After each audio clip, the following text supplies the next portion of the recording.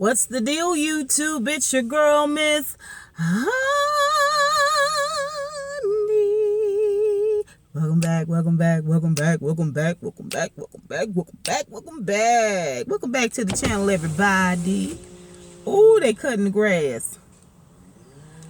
Happy hump day. Happy Wednesday. I hope you guys are having a wonderful, wonderful week so far. We are midweek. I mean, really, if they ain't pulling the trash, they cutting the grass out here in my office like they won't let me be great. I don't understand. Why is y'all landscaping during the middle of my video? Like, what is we doing? People so inconsiderate. Okay, so listen.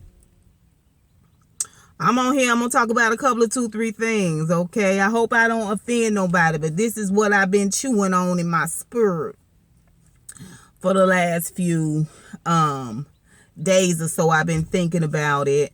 And y'all know it's been an action-packed week. I think we done had 2 rappers that passed away this week. Jimmy Wopo and XXX Tentacion. You know, the boy was shot dead. One was shot, I think, outside of a event or something like that. I don't know the specifics of the Jimmy Wopo because, see, I think XXX Tentacion is like a bigger name. And TMZ was there. You know, they had all the video of the boy's body and the crime scene, all of that. That's why I was like, is it a crime scene or is it a crime scene? We just not gonna even, we just all up in the crime scene. I don't understand that. I'm not shocked about the dead body because we're seeing dead bodies everywhere. If you not replaying Eric Garner's death, visibly seeing his death take place over and over again on videotape, I'm not sure why the body of the already dead body of XXX Tentacion is so upsetting to everyone. We've been conditioned. We've been conditioned to be okay with all of this. And really, it's nothing you can do for him. It's nothing you can do for him. It's nothing that the shock is going to do. I feel bad definitely for his family. For sure. Nobody should have to go through that in terms of having to see the last moments of their loved one. You know, that is horrible. That is horrible. You know, having to avoid that, having to avoid the conversation. Like, it's going to be real tough for his family. It's going to be real tough for his family. So that's who I focus on in terms of prayer, because your prayers are for the living. You know, we all say R.I.P. and that's kind of to give your condolences or whatever.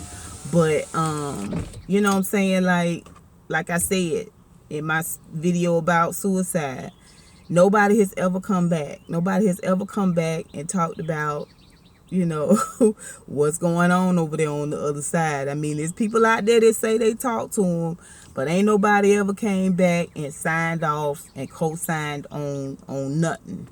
You know what I'm saying? So,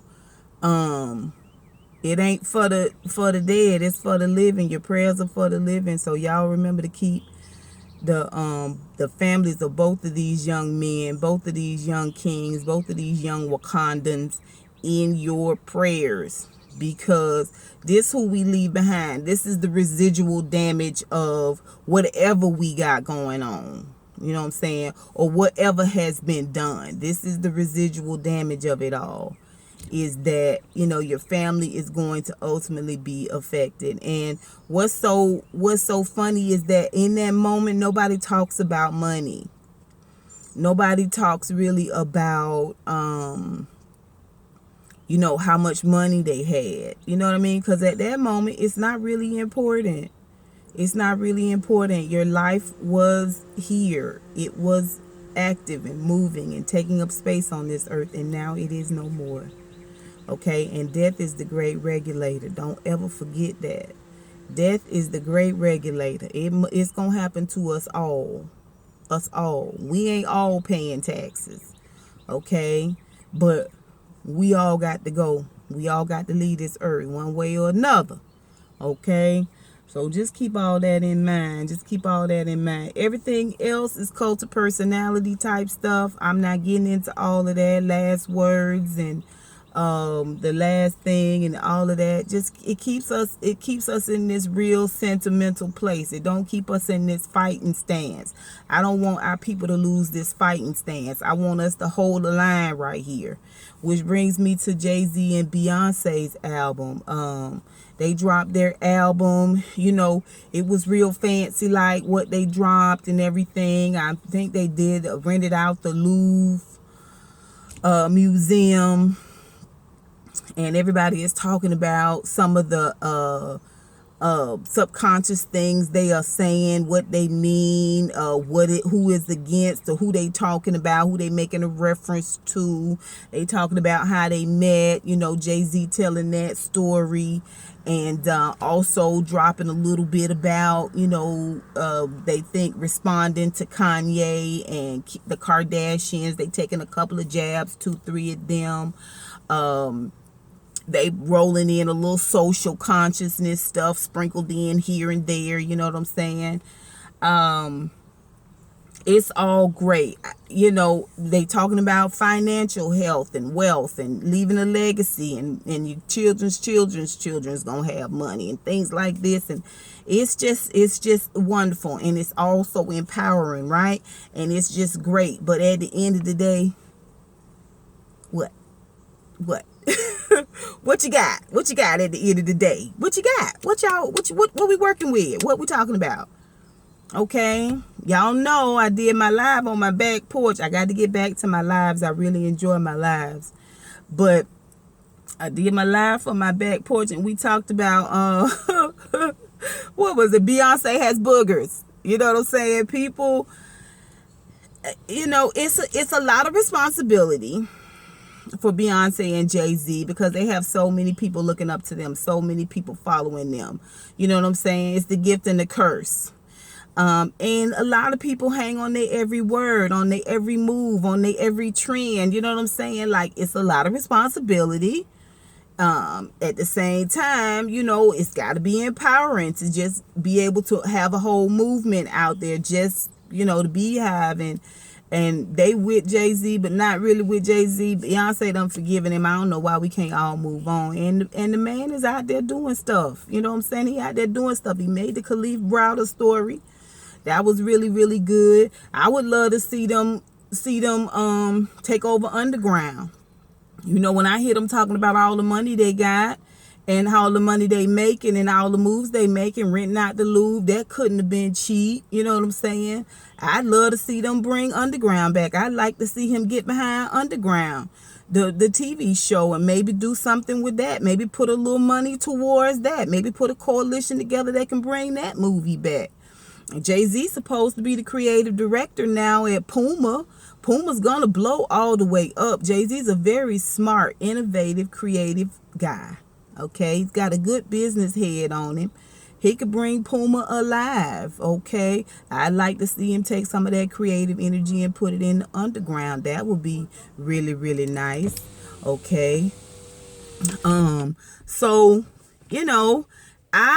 me personally, I feel like you've reached a plateau. You're at this place. I would like to see JayZ and Beyonce be really, really brave, because at the end of the day, you still just building wealth for you. You building wealth for you and yours, which is what we should all be trying to do. Granted, I got that. But now you also have influence. Okay, what do you do with this influence? I just feel like we do get a lot of music. We do get a lot of creative content on stage. They renamed Coachella Baychella. You know what I'm saying? Like, people are just like, oh.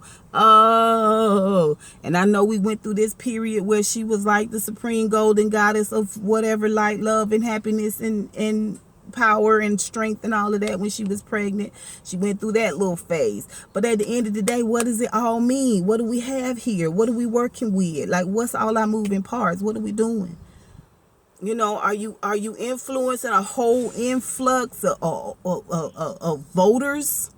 Are you leading marches? Are you on a command, on a whim? You know what I'm saying? Just pulling people together to do something important and impactful. Yes, they do give a lot of money. Yes, they do a lot of philanthropy. Yes, they do. Yes, they rocked hard with the Obamas. Yes. Okay, but we're still in this small, itty bitty little tight cluster that we all still just peering in on from the outside. You know what I mean? What does it really mean? What does it really mean if you're not truly impacting not just fashion, not just one-liners? I do think that there's a whole body of people who have started businesses behind them. I think that is 110%, whether it's a t-shirt line or jewelry, or you're a choreographer, or, band director. I mean, I just think those types of things that they are touching, they have influence there. But listen, we're at a pivotal place in this world where we got to go big or we got to go home as a people. Okay, for real, full on. I'm talking for real now, okay? So sometimes you got to do something radical. And I just keep waiting for something radical. I mean, I look at what is it? Oh man, I forget what city it is. It might have been Maryland, North Carolina. I read a lot. I know North Carolina was doing something with this whole slavery Juneteenth thing. So I think I get things mixed up. But anyway, there is a state that is suing, not suing, but they're I guess they are. They are suing with regards to all of this immigration separation stuff. The state is saying we're not participating in it. We're not going to lend our National Guards and all this type of thing. No. We're going to fight against this. And I've been saying for a long time, we as a people need to sue. We need to sue not only the police force. We need to go before this. We need somebody to lead us. We need somebody to organize, to, you know what I'm saying? I don't know, but this has been my prayer. You know, we had Martin Luther King, we had Malcolm X. We need somebody to galvanize the community. Well, JayZ and Beyonce already have the means. They already have the method. And I can't help but think, I'm not saying this is what they should do, because I don't think that's my place. Okay? All right, because I don't want nobody telling me what I should be doing with my money. Okay, I like to think I'm doing the right thing every chance I get with my money. All right, I like to think that I'm socially conscious, but at the same time, you know what I'm saying, I be wanting to do some real radical stuff. I don't necessarily have the finance or have the influence to do it, but JayZ and Beyonce got it. Beyonce for sure got the influence. And what we get, like I said, are these subliminal lyrics that could be fluid one way or another. In some cases, they're very, very direct. But because it is not the main conversation, people are just riding on that beat. They just riding on that beat. Like if the Khalif Broadert story doesn't turn your stomach, if it don't put you in this place where that shit is right here, if it don't put a stench in your nose, a bad taste in your mouth, you know what I'm saying, like my mama said, your wood is more than wet. You know what I'm saying? But that don't light your wood on fire, it's more than wet. Okay, all right. So you know, I would just like to see them move in a more, I don't want to say legalized. I don't know. I would just like to see, I would like to really see what could you really do with this influence that will impact your people beyond a season of songs, a season of albums, your last concert? Like, how can you really truly top yourself legacy wise? Okay, what can you do next that would be so out of this world that people have to full on? Okay, how can you top yourself, JayZ and Beyonce? How could you do it? How could you use your influence, like I said, to galvanize the people? How could you do it? What could you do? Could you do something as simple as get a lawyer, like some of these states are doing, some of these corporations are doing? They using their legal power to come against some of the stuff that's going on out here.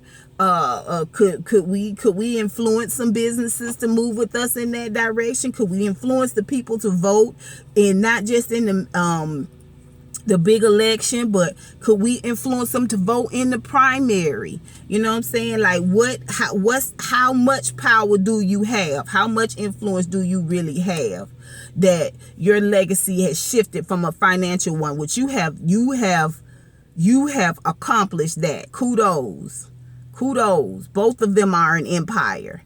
But how can your legacy now take on a more meaningful and more impactful effect on your people? Okay, bringing us up at least to here. It may not bring us up to halfway, but it'll get us rolling there so smoothly and so swiftly. The momentum could never be stopped. And JayZ and Beyonce get behind something, you're gonna have other influences get behind it. And before you know it, this is the conversation. This is the jargon. It's not the elephant in the room. People are not just talking about these children that are being separated from their moms and dads, their parents, their guardians at the border, which is horrible. And it just shows how truly wicked this White House is, this administration is, this Republican Party is. But how can the conversation not just be about that? Okay, how can we get our people, our concerns, our issues, this police state, this unjust killing of African Americans, this unjustified incarceration? Okay, Khalif Broderick was held for 3 years. The video of him being harassed and beaten and just for a book bag. Anyway, let me stay focused here because I get off. All right. But anyway, how can these conversations be on people's lips? How can these things be just as big of a concern to others as it is to me, as it is to you guys who are watching this video, who know me, who know the passion of my heart? Like, how can these things be bigger? How can they be conversations that people don't forget? How can we get people to fight for us like they fight for Guatemalan children, Honduran children? How can we get people to make it the topic of conversation? How can we move people, okay, to pull the National Guard on our behalf? Influencers. Okay, influencers. Like I said, great album. You know, I've only heard little bits and pieces here and there. It's a great album. Beyonce and JayZ stay you know, in the game in terms of relevance. But again, how much power do you really have? How much influence do you really have? And do you really, really want to take your legacy to the next level by doing something radical? Okay, doing something real Malcolm X and Martin Luther King like, okay? And in spite of what they may say, in spite of what they may do, you going hard for your people. You saying it flat out. I'm not laying it all at their doorstep. I'm just trying to get people to think of this whole idolatry situation, or we idolize people. We live, we sit at the feet, we sup at the teat. You know what I'm saying? I used to kid about supping at the teat of Oprah. You know, and it's a reference, but it's people out there that everything hinges on things that Beyonce says or does or drops, you know, or sings or wears. Okay, JayZ got a lot of clout in the business world. All right. So we need them to use their power for good and not just to only build their own selves up, because they're pretty built up in the game. Like, you can't just rent the Louvre. You can't just have carte blanche in the Louvre. You know what I'm saying? Like, and that is a type of influence, but it's not far reaching because it's built upon a type of trend like mindset. So when you drop your next thing, it's going to be pushed to the back burner. I'm talking about influence and making impact that changes history, that changes the trajectory of your people. Like, how can we get this done? Again, I'm not trying to lay them at the feet, but at the same time, we idolize, we talk about it, we worship, we buy our clothes, we dress our kids like it, we rename our kids, all of that. That's not influence. That's not real influence. I'm telling you, real influence changes laws. Real influence impacts history. Okay? I'm telling you. All right? Y'all go out and get the album, download it, stream it, whatever it is you do. I don't want y'all to think I'm talking about Beyonce and JayZ. That's not it at all. But as it relates to lives being snuffed out and the fact that there is absolutely no such thing as invincibility, our young people need to learn that, and our young people need direction. They need direction, not on how to shake the next ass, okay? But they need direction on how to galvanize, okay? So that the same things that have been happening for generations and generations here can stop, can cease. So our people can be seen as valuable, okay? As of value. All right, not just JayZ and Beyonce being seen as valuable. Okay, not just these people who command $10 million for a movie. That's not necessarily what makes every human has value. Okay, and our people are being gunned down in the street.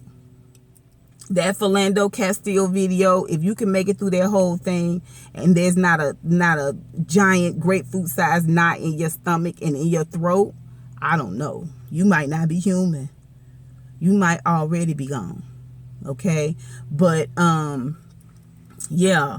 That's all I got to say, you guys. That's all I got to say. There's no such thing as invincibility. We need to be focusing on what's important. I think it's really great what JayZ and Beyonce have done out there in terms of for the culture. But my question is, how much influence do you really have? What can you really get how can you really galvanize the people to do something other than put money in your pockets? Buy your clothes, use your streaming service. Like, all of that's great. Smart business. You guys are doing it out there in the business world. You're moguls. But what can you do with it? What can you do? Punchinella. What can you do? Punchinella. Oh, we can do it too. Punchinella. We can do it too. Punchinella in the Okay, you guys, that's all I've got for you. Until next time, honeybees, you guys take good care. Be well. I'll holla. Mwah, mwah, mwah.